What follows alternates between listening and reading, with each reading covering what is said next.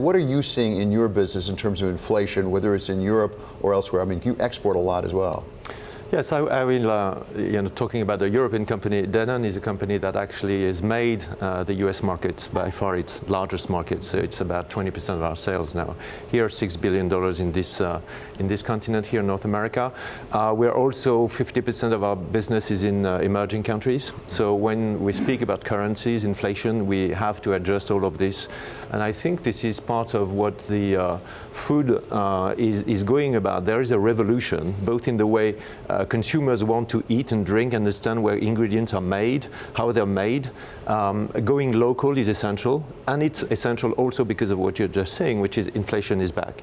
And I think inflation is going to be back for a long time in commodities, because commodities stop being commodities. In a way, the food resources around the world starts being scarce, and we need to take a completely different look at how we supply in a sustainable manner the consumers with what they want. So as CEO, how do you balance, how do you accommodate those two quite different factors? One is a macro factor having to do with inflation and currency valuations, and the other is specific to the food industry and a transformation going on globally in the food industry. Yes. How do you balance and accommodate those two sometimes conflicting interests? Well, I think we have to recognize, and Danone has recognized about 10 years ago, that things were going to radically change in the food space. There was going to be a revolution, people going for organic, going for plant-based, going for new ways of eating proteins, changing their diets, shopping in a different manner, going for smaller brands. And we address that by shaping a company that's truly unparalleled today, with playing basically in 8 of the 10 fastest growing categories around the world, fully in trend with what consumers want for the future. We made this big acquisition in White Wave here in the US a year and a half ago, which is exactly on spot with those trends, and we continue to grow. I think a company that's unparalleledly prepared for the future of the food industry. So, as you mentioned, you have a big exposure to US and emerging markets. From where you sit, are trade wars and battles inflationary or disinflationary? I think they will be inflationary. They are inflationary. And in the same time, we have made sure that our business model was as local as possible. Fresh dairy, which we are the largest global player in with the Danone brand and franchise of brands, is a very local business. In the US, everything we produce, we sell in the US. Everything we sell in the US, we produce in the US. The same in Europe, the same in many countries. So 95% of the sales of Danone are locally produced and sold around the world, with a few exceptions.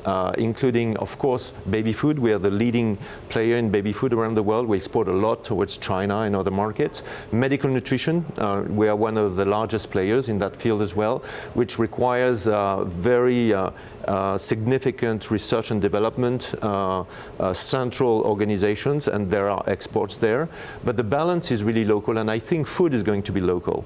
When I look at our growing brands in this market, Silk and So Delicious and Horizon, Organic, Happy Family, all of these are local brands. But does that mean then that you feel like you have pricing power to pass on the inflationary aspects, or do you eat it in your margin? There is very little pricing power, except on innovation. And this is why we've been radically going for innovation, and innovation that consumers want. So plant-based, high protein, probiotics, all of these are growing more than 5 to 6, 7, 8, 10%.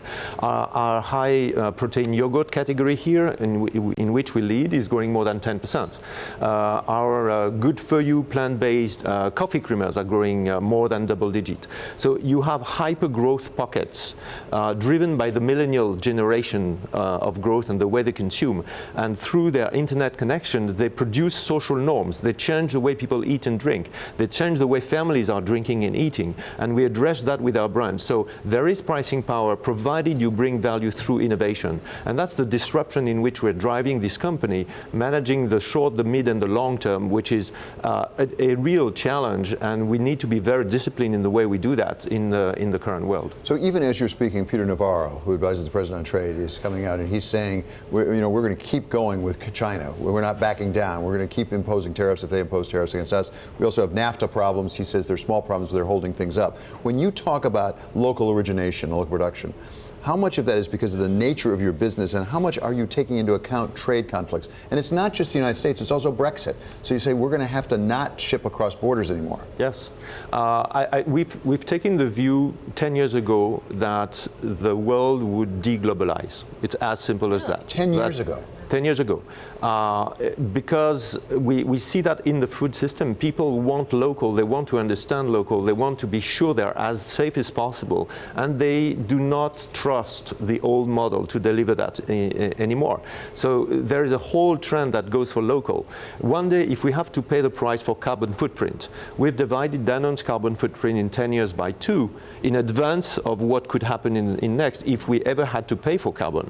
But the more local you will be, the less you will pay on carbon. And the same it goes when you look at the last mile delivery for digital.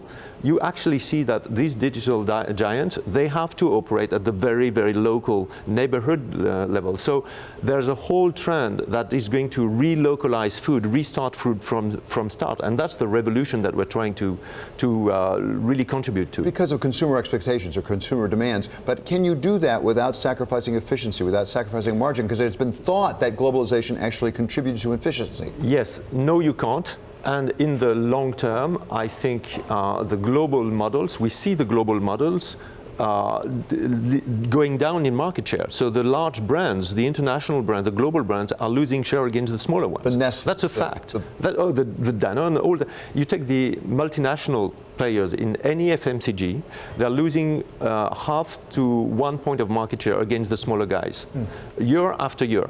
And that's a trend. So I think we need to be prepared for a world that will be less global trade, more local, and this is what ultimately consumers and probably politicians are clearly pushing for. We need to adjust to that, and I think Danone is entirely prepared to do this.